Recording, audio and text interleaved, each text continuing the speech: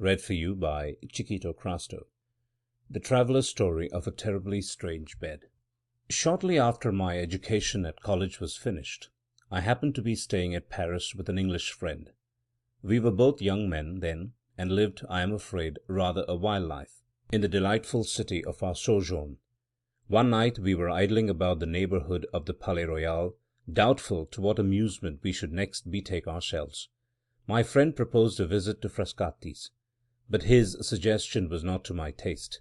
I knew Frascati's, as the French saying is, by heart, had lost and won plenty of 5 franc pieces there, merely for amusement's sake, until it was amusement no longer, and was thoroughly tired, in fact, of all the ghastly respectabilities of such a social anomaly as a respectable gambling-house.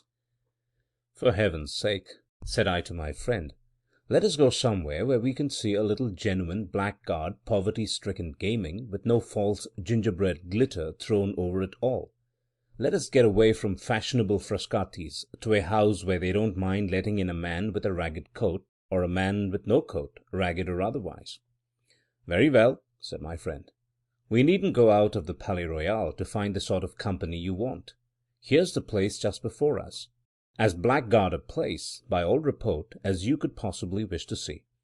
In another minute we arrived at the door, and entered the house, the back of which you have drawn in your sketch. When we got upstairs, and had left our hats and sticks with the doorkeeper, we were admitted into the chief gambling room. We did not find many people assembled there, but few as the men were who looked up at us on our entrance. They were all types, lamentably true types, of their respective classes. We had come to see blackguards, but these men were something worse. There is a comic side more or less appreciable in all blackguardism. Here there was nothing but tragedy, mute, weird tragedy. The quiet in the room was horrible. The thin, haggard, long-haired young man, whose sunken eyes fiercely watched the turning up of the cards, never spoke. The flabby, fat-faced, pimply player, who pricked his piece of pasteboard perseveringly, to register how often black won, and how often red, never spoke. The dirty, wrinkled old man, with the vulture eyes and the darned greatcoat, who had lost his last sou, and still looked on desperately, after he could play no longer, never spoke. Even the voice of the croupier sounded as if it was strangely dulled and thickened in the atmosphere of the room. I had entered the place to laugh, but the spectacle before me was something to weep over. I soon found it necessary to take refuge in excitement from the depression of spirits which was fast stealing on me. Unfortunately I sought the nearest excitement by going to the table and beginning to play. Still more unfortunately, as the event will show, I won prodigiously, won incredibly, won at such a rate that the regular players at the table crowded round me, and, staring at my stakes with hungry superstitious eyes, whispered to one another that the English stranger was going to break the bank. The game was rouge et noir. I had played at it in every city in Europe, without, however, the care or the wish to study the theory of chances, the philosopher's stone of all gamblers. And a gambler in the strict sense of the word I had never been. I was heart whole from the corroding passion for play. My gaming was a mere idle amusement. I never resorted to it by necessity, because I never knew what it was to want money. I never practised it so incessantly as to lose more than I could afford, or to gain more than I could coolly pocket without being thrown off my balance by my good luck. In short, I had hitherto frequented gambling tables, just as I frequented ball-rooms and opera-houses, because they amused me, and because I had nothing better to do with my leisure hours. But on this occasion it was very different. Now, for the first time in my life, I felt what the passion for play really was. My success first bewildered, and then, in the most literal meaning of the word, intoxicated me. Incredible as it may appear, it is nevertheless true that I only lost when I attempted to estimate my chances, and played according to previous calculation. If I left everything to luck and staked without any care or consideration, I was sure to win in the face of every recognized probability in favour of the bank. At first some of the men present ventured their money safely enough on my colour, but I speedily increased my stakes to sums which they dared not risk. One after another they left off playing and breathlessly looked on at my game. Still, time after time, I staked higher and higher, and still won. The excitement in the room rose to fever pitch. The silence was interrupted by a deep-muttered chorus of oaths and exclamations in different languages every time the gold was shovelled across to my side of the table. Even the imperturbable croupier dashed his rake on the floor in a French fury of astonishment at my success. But one man present preserved his self-possession, and that man was my friend. He came to my side and, whispering in English, begged me to leave the place, satisfied with what I had already gained. I must do him the justice to say that he repeated his warnings and entreaties several times, and only left me and went away after I had rejected his advice. I was to all intents and purposes gambling drunk, in terms which rendered it impossible for him to address me again that night. Shortly after he had gone, a hoarse voice behind me cried, "Permit me, my dear sir, permit me to restore to their proper place 2 Napoleons which you have dropped. Wonderful luck, sir. I pledge you my word of honour as an old soldier, in the course of my long experience in this sort of thing, I never saw such luck as yours, never. Go on, sir. Sacre mille boum! Go on boldly, and break the bank." I turned around and saw, nodding and smiling at me with inveterate civility, a tall man, dressed in a frogged and braided surtout. If I had been in my senses, I should have considered him personally as being a rather suspicious specimen of an old soldier. He had goggling, bloodshot eyes, mangy moustaches, and a broken nose. His voice betrayed a barrack-room intonation of the worst order, and he had the dirtiest pair of hands I ever saw, even in France. These little personal peculiarities exercised, however, no repelling influence on me. In the mad excitement, the reckless triumph of that moment, I was ready to fraternize with anybody who encouraged me in my game. I accepted the old soldier's offered pinch of snuff, clapped him on the back, and swore he was the honestest fellow in the world, the most glorious relic of the Grand Army that I had ever met. "Go on!" cried my military friend, snapping his fingers in ecstasy. "Go on and win! Break the bank! Mille tonnerres! My gallant English comrade, break the bank!" And I did go on, went on at such a rate that in another quarter of an hour the croupier called out, "Gentlemen, the bank has discontinued for tonight." All the notes and all the gold in that bank now lay in a heap under my hands. The whole floating capital of the gambling house was waiting to pour into my pockets. "Tie up the money in your pocket-handkerchief, my worthy sir," said the old soldier, as I wildly plunged my hands into my heap of gold. "Tie it up, as we used to tie up a bit of dinner in the Grand Army. Your winnings are too heavy for any breeches pockets that ever were sewed. There, that's it. Shovel them in, notes and all. Crédit! What luck! Stop! Another Napoleon on the floor. Ah, sacré petit polisson de Napoleon! Have I found thee at last? Now, then, sir, 2 tight double knots each way, with your honourable permission, and the money's safe. Feel it, fortunate, sir, hard and round as a cannon-ball. Ah, bah! If they had only fired such cannon-balls at us at Austerlitz, nom d'une pipe! If they only had! And now, as an ancient grenadier, and as an ex-brave of the French army, what remains for me to do? I ask what? Simply this: to entreat my valued English friend to drink a bottle of champagne with me, and toast the goddess Fortune in foaming goblets before we part." Excellent, ex-brave, convivial ancient grenadier.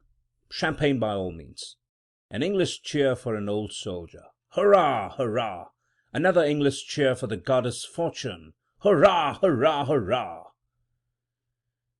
Bravo! The Englishman, the amiable, gracious Englishman, in whose veins circulates the vivacious blood of France. Another glass! Ah, bah! The bottle is empty. Never mind. Vive le vin! I, the old soldier, order another bottle, and half a pound of bonbons with it. No, no, ex-brave, never, ancient grenadier. Your bottle last time, my bottle this. Behold it, toast away. The French army, the great Napoleon, the present company, the croupier, the honest croupier's wife and daughters, if he has any, the ladies generally, everybody in the world." By the time the second bottle of champagne was emptied, I felt as if I had been drinking liquid fire. My brain seemed all aflame. No excess in wine had ever had this effect on me before in my life.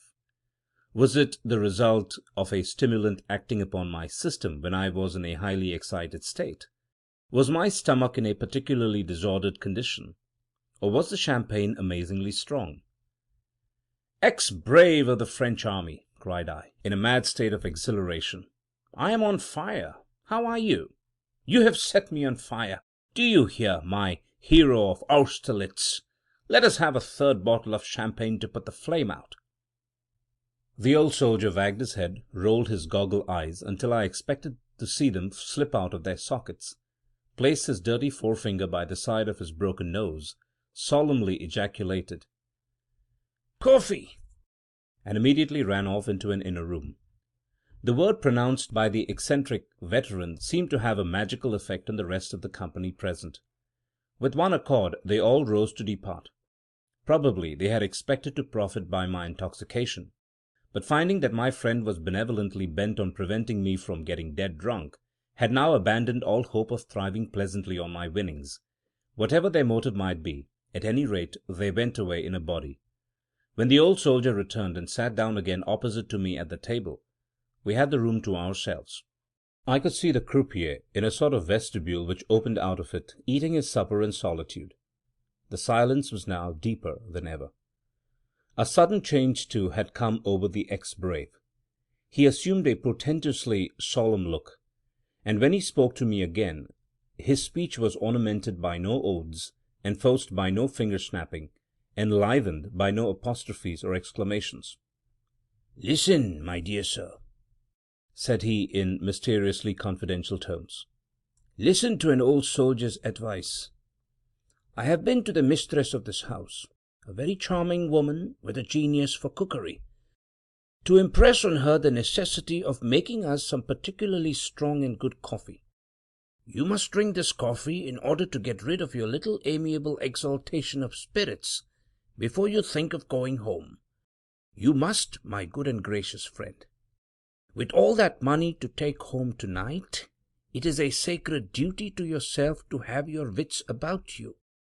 You are known to be a winner to an enormous extent by several gentlemen present tonight, who in a certain point of view are very worthy and excellent fellows. But they are mortal men, my dear sir, and they have their amiable weaknesses. Need I say more? Oh, no, no, you understand me. Now, this is what you must do. Send for a cabriolet when you feel quite well again. Draw up all the windows when you get into it, and tell the driver to take you home only through the large and well-lighted thoroughfares. Do this, and you and your money will be safe. Do this. Tomorrow you will thank an old soldier for giving you a word of honest advice." Just as the ex-brave ended his oration in very lachrymose tones, the coffee came in, ready poured out in 2 cups. My attentive friend handed me one of the cups with a bow. I was parched with thirst, and drank it off at a draught. Almost instantly afterwards, I was seized with a fit of giddiness, and felt more completely intoxicated than ever. The room whirled round and round furiously.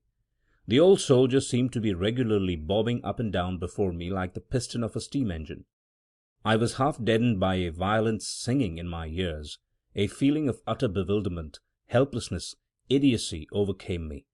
I rose from my chair, holding on by the table to keep my balance, and stammered out that I felt dreadfully unwell, so unwell that I did not know how I was to get home. "My dear friend," answered the old soldier, and even his voice seemed to be bobbing up and down as he spoke. "My dear friend, it would be madness to go home in your state. You would be sure to lose your money. You might be robbed and murdered with the greatest ease. I am going to sleep here. Do you sleep here, too. They make up capital beds in this house. Take one. Sleep off the effects of the wine, Go home safely with your winnings tomorrow. Tomorrow in broad daylight." I had but two ideas left. One, that I must never let go hold of my handkerchief full of money; the other, that I must lie down somewhere immediately and fall into a comfortable sleep. So I agreed to the proposal about the bed, and took the offered arm of the old soldier, carrying my money with my disengaged hand. Preceded by the croupier, we passed along some passages and up a flight of stairs into the bedroom which I was to occupy. The ex-brave shook me warmly by the hand, proposed that we should breakfast together, and then, followed by the croupier, left me for the night. I ran to the wash-hand stand, drank some of the water in my jug, poured the rest out, and plunged my face into it, and then sat down in a chair and tried to compose myself. I soon felt better. The change for my lungs from the fetid atmosphere of the gambling room to the cool air of the apartment I now occupied, the almost equally refreshing change for my eyes from the glaring gas-lights of the salon to the dim, quiet flicker of one bedroom candle, aided wonderfully the restorative effects of the cold water. The giddiness left me, and I began to feel a little like a reasonable being again. My first thought was of the risk of sleeping all night in a gambling house, my second of the still greater risk of trying to get out after the house was closed, and of going home alone at night through the streets of Paris with a large sum of money about me. I had slept in worse places than this on my travels, so I determined to lock, bolt, and barricade my door, and take my chance till the next morning. Accordingly, I secured myself against all intrusion, looked under the bed and into the cupboard, tried the fastening of the window, and then, satisfied that I had taken every proper precaution, pulled off my upper clothing, put my light, which was a dim one, on the hearth among a feathery litter of wood ashes, and got into bed with the handkerchief full of money under my pillow. I soon felt not only that I could not go to sleep, but that I could not even close my eyes. I was wide awake and in a high fever. Every nerve in my body trembled. Every one of my senses seemed to be preternaturally sharpened. I tossed and rolled, and tried every kind of position, and perseveringly sought out the cold corners of the bed, and all to no purpose. Now I thrust my arms over the clothes, now I poked them under the clothes, now I violently shot my legs straight out down to the bottom of the bed. Now I convulsively coiled them up as near my chin as they would go. Now I shook out my crumpled pillow, changed it to the cool side, patted it flat, and lay down quietly on my back. Now I fiercely doubled it in two, set it up on end, thrust it against the board of the bed, and tried a sitting posture. Every effort was in vain. I groaned with vexation as I felt that I was in for a sleepless night. What could I do? I had no book to read, and yet unless I found out some method of diverting my mind, I felt certain that I was in the condition to imagine all sorts of horrors, to rack my brain with forebodings of every possible and impossible danger, in short, to pass the night in suffering all conceivable varieties of nervous terror. I raised myself on my elbow and looked about the room, which was brightened by a lovely moonlight pouring straight through the window, to see if it contained any pictures or ornaments that I could at all clearly distinguish. While my eyes wandered from wall to wall, a remembrance of Lemaistre's delightful little book, Voyage autour de ma chambre, occurred to me. I resolved to imitate the French author, and find occupation and amusement enough to relieve the tedium of my wakefulness by making a mental inventory of every article of furniture I could see, and by following up to their sources the multitude of associations which even a chair, a table, or a wash-hand stand may be made to call forth.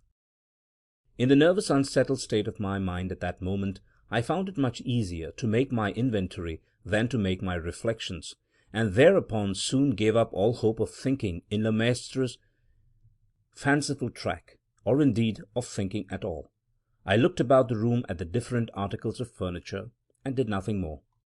There was first the bed I was lying in, a four-poster bed, of all things in the world to meet with in Paris. Yes, a thorough, clumsy British four-poster, with the regular top lined with chintz, the regular fringed valance all around, the regular stifling, unwholesome curtains, which I remembered having mechanically drawn back against the posts without particularly noticing the bed when I first got into the room.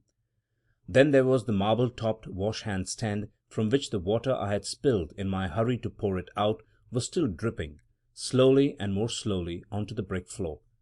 Then two small chairs, with my coat, waistcoat, and trousers flung on them. Then a large elbow chair covered with dirty white dimity, with my cravat and shirt collar thrown over the back. Then a chest of drawers, with two of the brass handles off, and a tawdry broken china inkstand placed on it by way of ornament for the top. Then the dressing-table, adorned by a very small looking-glass and a very large pincushion. Then the window, an unusually large window. Then a dark old picture, which the feeble candle dimly showed me. It was a picture of a fellow in a high Spanish hat, crowned with a plume of towering feathers, a swarthy, sinister ruffian, looking upward, shading his eyes with his hand, and looking intently upward. It might be at some tall gallows at which he was going to be hanged. At any rate, he had the appearance of thoroughly deserving it. This picture put a kind of constraint upon me to look upward too, at the top of the bed. It was a gloomy and not an interesting object, and I looked back at the picture. I counted the feathers in the man's hat. They stood out in relief, 3 white, 2 green. I observed the crown of his hat, which was of conical shape, according to the fashion supposed to have been favoured by Guido Fawkes. I wondered what he was looking up at. It couldn't be at the stars. Such a desperado was neither astrologer nor astronomer. It must be at the high gallows, and he was going to be hanged presently. Would the executioner come into possession of his conical-crowned hat and plume of feathers? I counted the feathers again. 3 white, 2 green. While I still lingered over this very improving and intellectual employment, my thoughts insensibly began to wander. The moonlight shining into the room reminded me of a certain moonlight night in England, the night after a picnic party in a Welsh valley. Every incident of the drive homeward through lovely scenery, which the moonlight made lovelier than ever, came back to my remembrance, though I had never given the picnic a thought for years, though if I had tried to recollect it, I could certainly have recalled little or nothing of that scene long past. Of all the wonderful faculties that help to tell us we are immortal, which speaks the sublime truth more eloquently than memory, here was I, in a strange house of the most suspicious character, in a situation of uncertainty, and even of peril, which might seem to make the cool exercise of my recollection almost out of the question. Nevertheless, remembering, quite involuntarily, places, people, conversations, minute circumstances of every kind, which I had thought forgotten for ever, which I could not possibly have recalled at will, even under the most favourable auspices. And what cause had produced in a moment the whole of this strange, complicated, mysterious effect? Nothing but some rays of moonlight shining in at my bedroom window. I was still thinking of the picnic, of our merriment on the drive home, of the sentimental young lady who would quote Childe Harold because it was moonlight. I was absorbed by these past scenes and past amusements, when in an instant the thread on which my memories hung snapped asunder. My attention immediately came back to present things more vividly than ever, and I found myself, I neither knew why nor wherefore, looking hard at the picture again. Looking for what? Good God! The man had pulled his hat down on his brows. No, the hat itself was gone. Where was the conical crown? Where the feathers, 3 white, 2 green? Not there.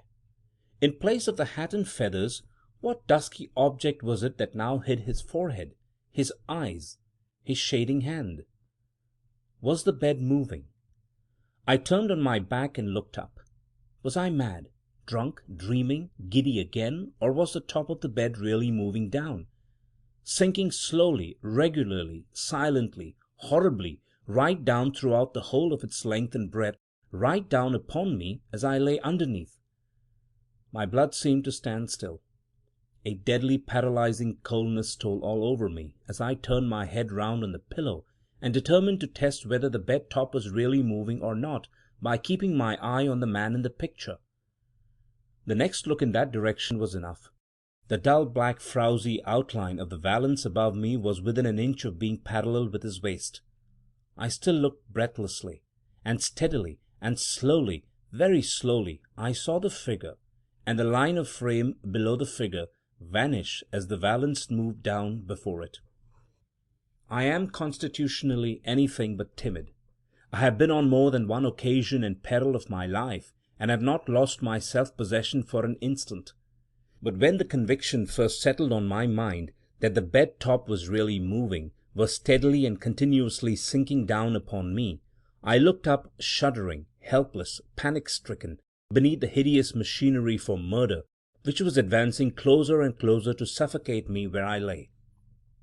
I looked up, motionless, speechless, breathless. The candle, fully spent, went out, but the moonlight still brightened the room. Down and down, without pausing and without sounding, came the bed top, and still my panic terror seemed to bind me faster and faster to the mattress on which I lay. Down and down it sank, till the dusty odour from the lining of the canopy came stealing into my nostrils. At that final moment the instinct of self-preservation startled me out of my trance, and I moved at last. There was just room for me to roll myself sidewise off the bed. As I dropped noiselessly to the floor, the edge of the murderous canopy touched me on the shoulder. Without stopping to draw my breath, without wiping the cold sweat from my face, I rose instantly on my knees to watch the bed top. I was literally spellbound by it. If I had heard footsteps behind me, I could not have turned round. If a means of escape had been miraculously provided for me, I could not have moved to take advantage of it. The whole life in me was at that moment concentrated in my eyes. It descended. The whole canopy, with the fringe round it, came down, down, close down. So close that there was not room now to squeeze my finger between the bed top and the bed. I felt at the sides and discovered that what had happened to me from beneath to be the ordinary light canopy of a four-poster bed was in reality a thick, broad mattress, the substance of which was concealed by the valance and its fringe. I looked up and saw the four posts rising hideously bare. In the middle of the bed top was a huge wooden screw that had evidently worked it down through a hole in the ceiling, just as ordinary presses are moved down on the substance selected for compression. The frightful apparatus moved without making the faintest noise. There had been no creaking as it came down. There was now not the faintest sound from the room above. Amid a dead and awful silence I beheld before me, in the 19th century and in the civilized capital of France, such a machine for secret murder by suffocation as might have existed in the worst days of the Inquisition, in the lonely inns among the Harz mountains, in the mysterious tribunals of Westphalia. Still as I looked on it I could not move. I could hardly breathe, but I began to recover the power of thinking, and in a moment I discovered the murderous conspiracy framed against me in all its horror. My cup of coffee had been drugged, and drugged too strongly. I had been saved from being smothered by having taken an overdose of some narcotic.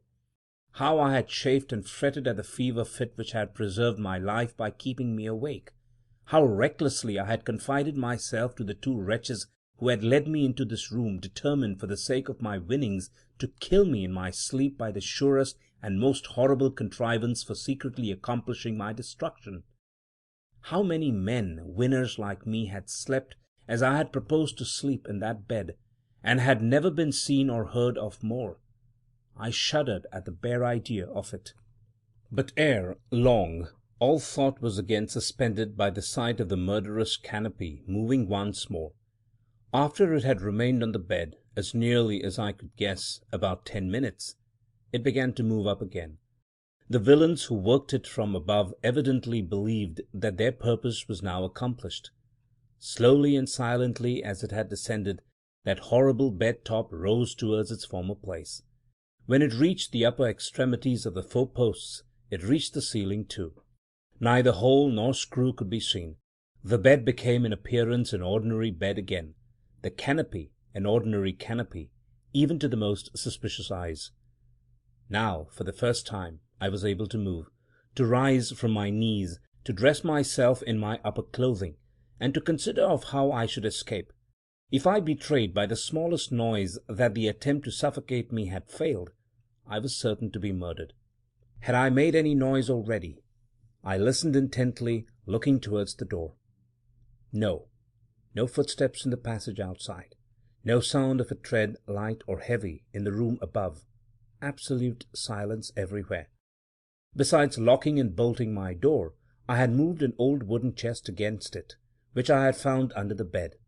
To remove this chest, My blood ran cold as I thought of what its contents might be, without making some disturbance was impossible, and moreover, to think of escaping through the house, now barred up for the night, was sheer insanity. Only one chance was left to me: the window. I stole to it on tiptoe. My bedroom was on the first floor, above an entresol, and looked into a back street which you have sketched in your view.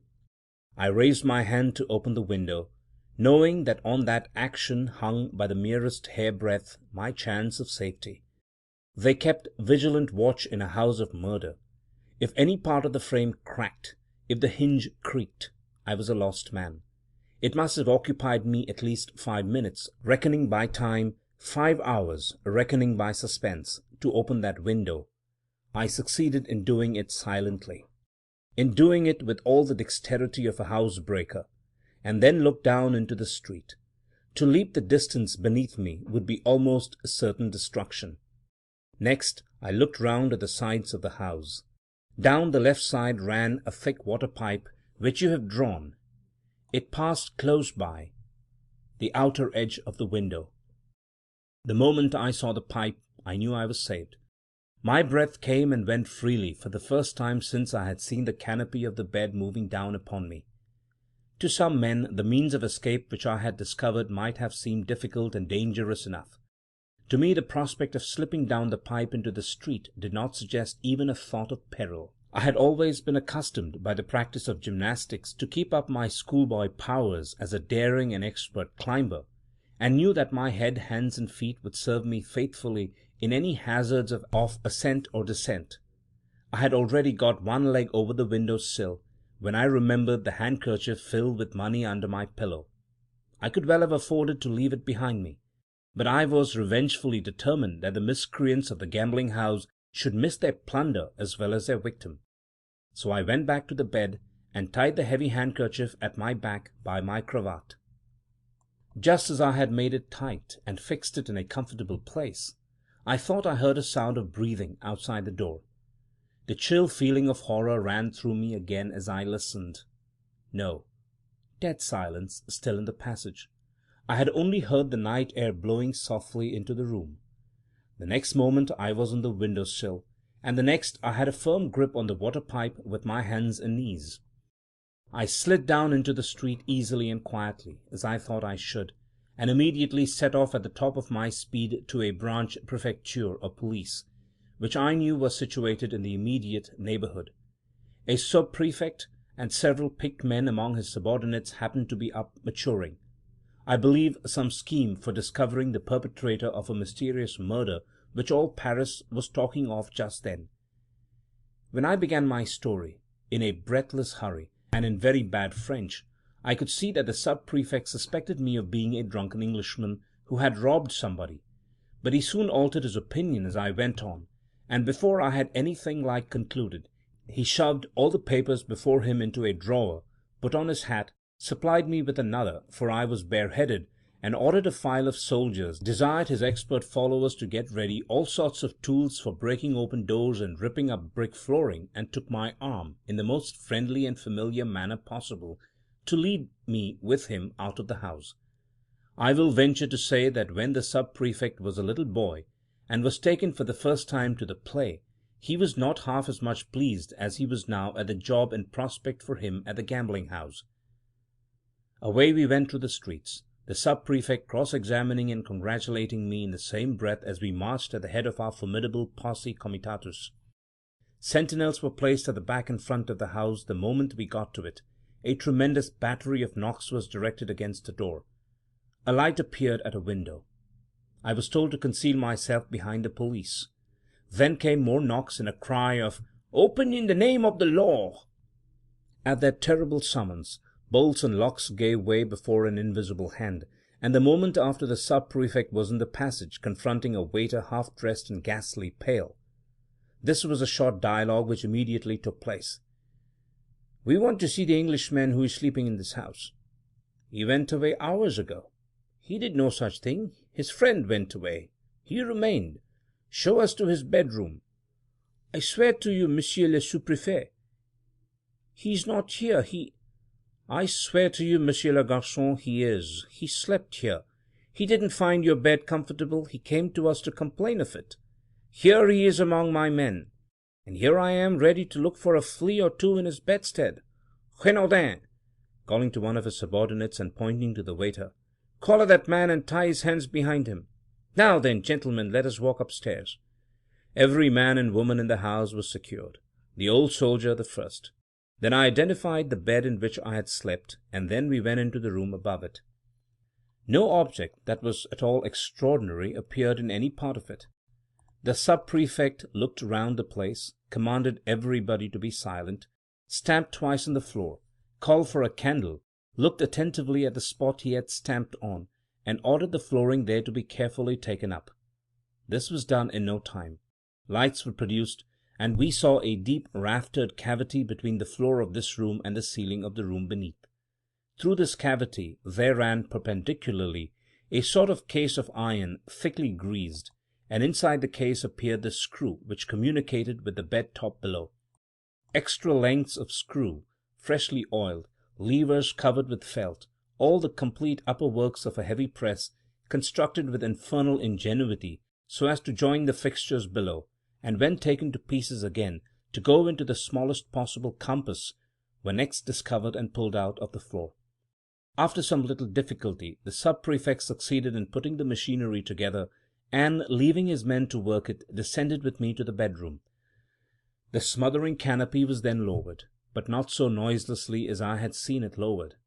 When I mentioned this to the sub-prefect, his answer, simple as it was, had a terrible significance.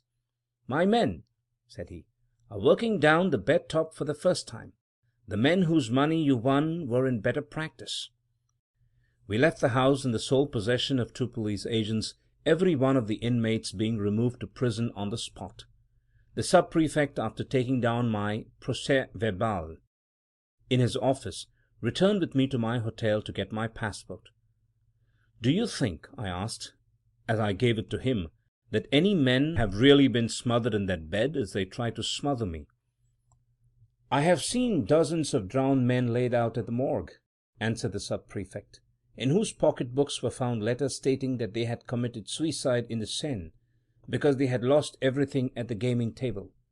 Do I know how many of those men entered the same gambling house that you entered, won as you won, took that bed as you took it, slept in it, were smothered in it, and were privately thrown into the river with a letter of explanation written by the murderers and placed in their pocket-books? No man can say how many or how few have suffered the fate from which you have escaped. The people of the gambling house kept their bedstead machinery a secret from us, even from the police. The dead kept the rest of the secret for them. Good night, or rather good morning, Monsieur Faulkner. Be at my office again at 9 o'clock. In the meantime, au revoir." The rest of my story is soon told. I was examined and re-examined. The gambling house was strictly searched all through from top to bottom. The prisoners were separately interrogated, and 2 of the less guilty among them made a confession. I discovered that the old soldier was the master of the gambling house. Justice discovered that he had been drummed out of the army as a vagabond years ago, but he had been guilty of all sorts of villainies since, that he was in possession of stolen property, which the owners identified, and that he, the croupier, another accomplice, and the woman who had made my cup of coffee were all in the secret of the bedstead. There appeared some reason to doubt whether the inferior persons attached to the house knew anything of the suffocating machinery, and they received the benefit of that doubt, by being treated simply as thieves and vagabonds. As for the old soldier and his 2 head myrmidons, they went to the galleys. The woman who had drugged my coffee was imprisoned for I forget how many years.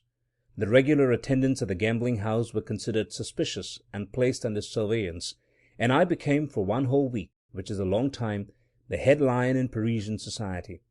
My adventure was dramatized by 3 illustrious playmakers, but never saw theatrical daylight, for the censorship forbade the introduction on the stage of a correct copy of the gambling house bedstead. One good result was produced by my adventure, which any censorship might have approved. It cured me of ever again trying rouge et noir as an amusement. The sight of a green cloth, with packs of cards and heaps of money on it, will henceforth be forever associated in my mind with the sight of a bed canopy descending to suffocate me in the silence and darkness of the night.